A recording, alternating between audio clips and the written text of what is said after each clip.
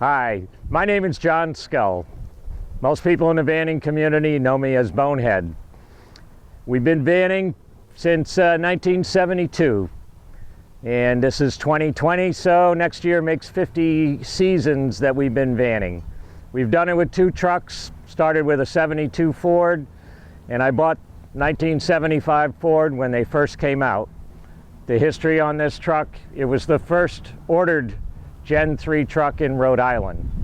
It also happens to be when my daughter was born, and there's no way we're going to get rid of it. The van originally being in 1975, it's been through a lot of different things, a lot of generations. When I first bought it, it was the only metallic paint that Ford offered, and that was a metallic dark green. It almost looked like an Army vehicle. Over the years, had pinstriping, some of the basic stuff back in the 70s, but we finally got into customizing it, and it ended up as a full custom. There was a large electric sunroof, vinyl roof. The back of it had no doors. It had a Gremlin hatchback, and the side door, the original barn doors, were cut in half, and the top half was a mini fiberglass gull wing. That body lasted me about 15 years and started to rot away. So we decided that it was time to do a body swap. So the body that sits on here now is a 1990. The frame is still the original 75, but it's made up of donor parts. The whole front end is off of an E350 1987 vintage. The mechanics, as far as the engine, transmission, drive shaft, dually rear end, all of the electronics, and when you get a peek inside, the dashboard is all from a 1999 E350 ambulance with a Power Stroke 7.3 diesel engine. The mileage on the truck as it sits right now, I have no idea what the actual mileage is, but there's 65,000 miles on this Power Stroke drivetrain, and as far as I'm concerned, that's what it's got. The exterior of it has had various paint jobs. Each body had its own. Pinstriping, we've had variations of that. This particular pinstripe job and graphics done by Larry Hook up in Rhode Island. He did all of them, but you never know what you get with Larry. You go in and you tell him what you're willing to pay, and don't tell him what to do. He gives you back what he wants to do, and we've been quite happy with it. Up on the roof of the van, I mentioned Larry Hook did the paint job on this. He kind of surprised me with the top. He just told me to go home and get up on a stepladder and take a look at it. And once you get a view of it, you'll notice that it goes along with the Bonehead theme. There's a skull up on the front part of the roof using the windows from the fiberglass cap as the eyes. So that's kind of its namesake.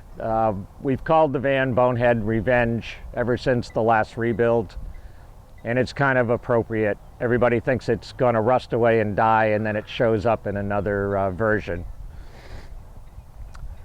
The front of the van, the way it's put together right now, I mentioned a 90 body on it.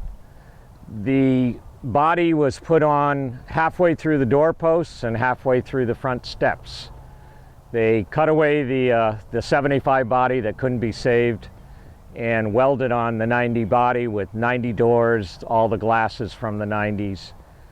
So it kind of gave it a renew. The front of it at the time that we did this was right before the Kansas Nats. We put new fenders on the front and a new hood. And in the time since that, we've added the tube grill in the front. And probably the biggest, to me, and one of the most important updates was going to the LED lights. These things typically don't have good headlights, and I can see everything, and trust me, somebody gets out of my way if I hit the high beams.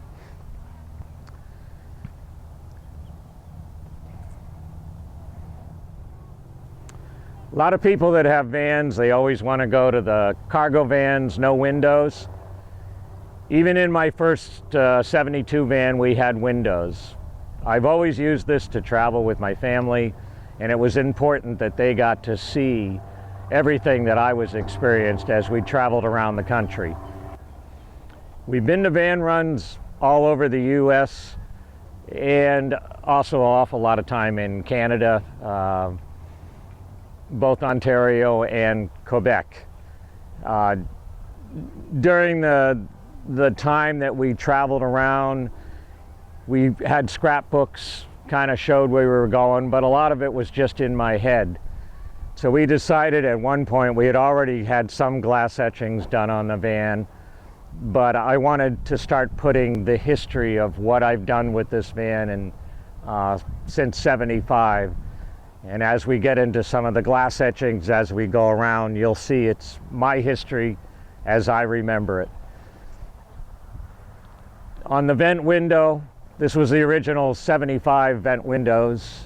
The friend of ours, Spy, who did all the glass etchings, when my son was born, we have 2 kids and he was the last. I was vasected. We didn't want any more kids and we just wanted to go with what we had. So Spy thought it would be a great idea to put this etching on my window. It was kind of a surprise at the time, but I was officially vansected the summer of '78 and made a lifetime member of Johnny Apple Seedless. There's quite a few stickers on the van. I've always liked to put them on the window. The stickers on here kind of rotate. They wear out, new ones take their place. So there's no particular significance. The ones that I have on here, it's just the latest ones that I've gotten and the ones that have survived. When they finally fall off, new ones go take their place. The etching on the back here was my attempt of kind of writing down what this van has meant to me and my family. It starts out, my history in vanning as illustrated in these glass panes are my window to the world as I have known it since '72. I've attempted to preserve, while I still can, those things that have led me down the vanner's path for so long and made it a focal point for myself and my family. These memories are mine and no one can take them from me, even though they may not be totally accurate. If you remember things differently, so be it. After all, vanning was never about the truth, but rather a combination of things like good times, good travels, and most of all, good people. What started out as a casual interest soon became the center of my universe. It has led me to the places I never would have gone, shown me sights I never would have seen, provided things to do I never would have done, and generated feelings I never would have felt, and most of all, allowed me to meet many people I never would have met. What I am today is a total of all those things. Cherish the time spent, the places seen, the adventures endured, and the people met, especially the people. It was never really about the vans, but rather the vanning spirit carried inside each of us. That will never die as long as it lives in our hearts. Titus.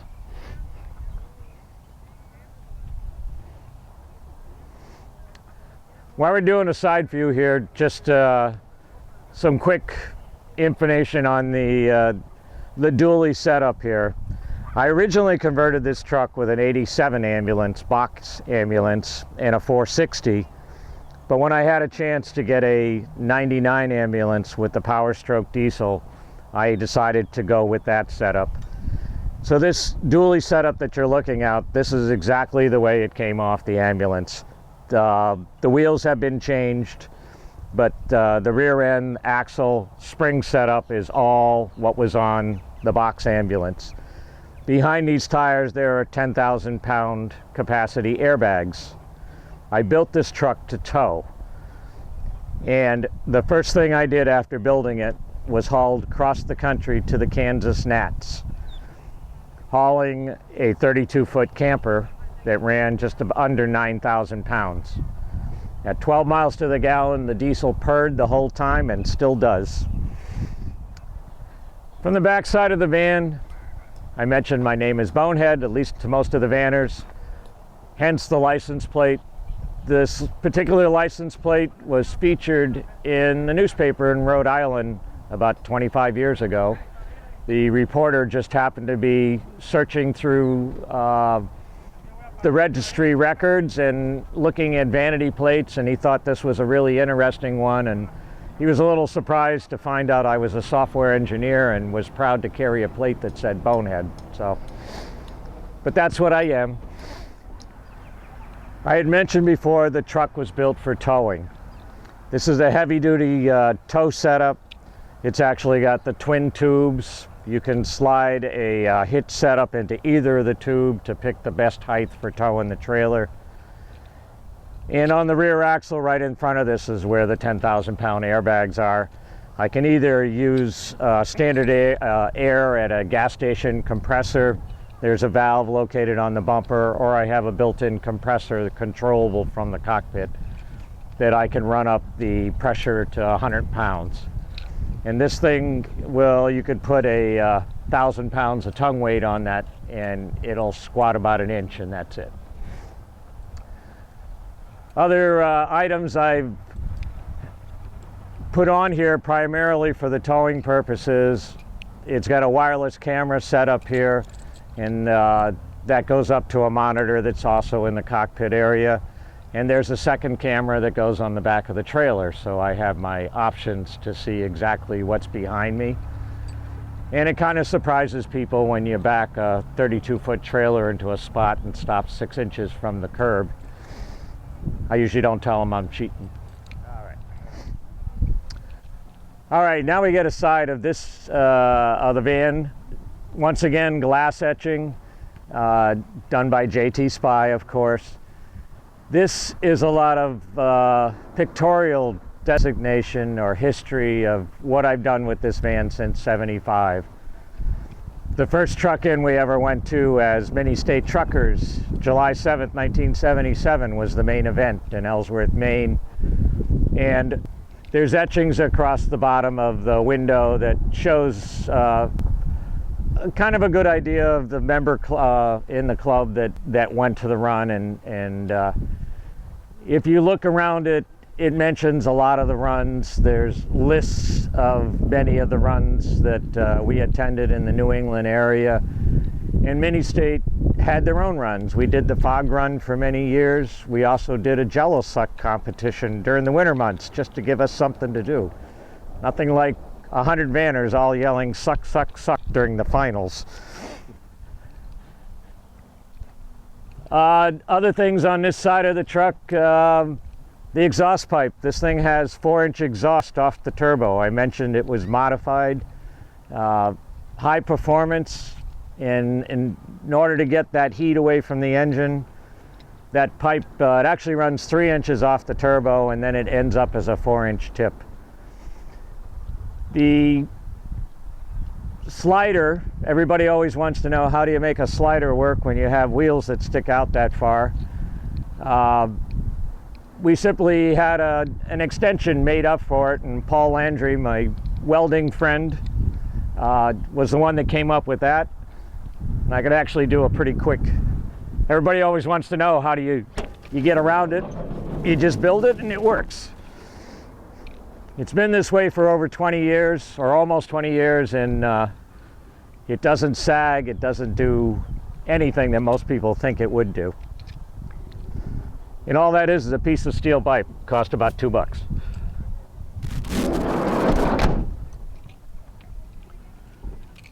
The running boards, they're aluminum. A lot of people don't like the running boards, but what I liked about them is the fact it keeps things from throwing up on the side of the truck. Special shout out to Frank Costa. My wife hated him for many years because of his working in the salvage business. Most phone calls from him meant he had parts for me. This truck is made up of parts that Frank got me. It's 2 ambulances, the fiberglass top came off a salvage vehicle, the body came off a salvage vehicle. Okay, the one last etching that's on here, after I had the vansected etching done on the other window, it took me a couple of years to figure out what to put on my wife's side. And I finally came up with it. My wife's name is Sheila, but we always call her She. So I asked Spy if he could just put something together that wasn't real clear to most people, but anybody that knew her, it would make sense. So this is what he came up with, and it basically says, the definition of the perfect woman is to be better than she. So it was my way of telling her the only way to be a perfect woman was to be better than her.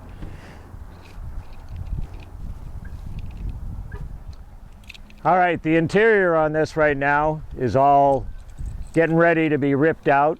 I would say in the time we've had the van, this is probably the 5th interior coming up. So my wife's already picked out, we're gonna go with a wood grain flooring, kind of a darker gray to go with some of the gray tones that are on the inside of the van. Some of the stuff will stay, the seats will probably stay and what have you, but we'll be changing a lot of the other stuff. The dashboard that's in here, I mentioned previously the 99 ambulance that we had as a donor. This is an all 99 dashboard. The firewalls have been changed on this. The one on the driver's side is a 99. It allowed all the pedals from the 99 ambulance to be incorporated into this van. The steering, with a little bit of work on the linkage, we were able to use the 99 steering column. All of the cables pass through the firewall just like they would have in the 99. The gauges on the post over there, that's for the Banks engineered turbo kit. It's a boost and temperature gauges, very important if you ever get into performance diesel. The firewall on the right hand side is actually from an 87, and that was changed on this in order to incorporate the 87 air conditioning. The van in 75 did not have air conditioning, and it was a lot of work to cut out the firewall, so we simply took it all out. You got your bench seat back here for when you had the kids, or? Yep, kids always rode in the back. We had the couch. This is probably the 3rd couch that's been in here. This one happens to be all electric, but the kids were far enough back that I just turned the radio up so we wouldn't have to listen to them as we'd go cross country, but they ended up spending good time with each other. They actually got along and still do. So in their 40s now, that was a good thing. The lights on the ceiling, that was out of another salvaged van. The headliner that's in the front of the van was also out of a salvage van. The cabinets were something that I built and added, and we're going to be replacing those again. Nothing ever stays the same.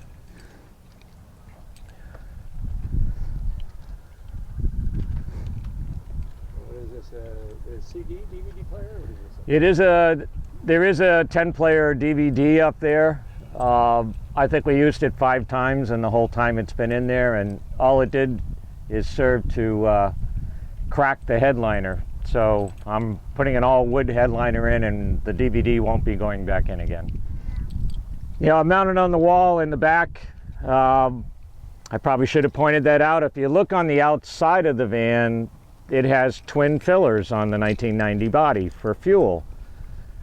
Well, the diesel conversion that I did came along with a 35-gallon plus tank. There was no need to have a second tank. So that second filler, if you were to open up the cap outside, there is a female electrical plug, or I should say a male electrical plug that you can connect an extension cord to.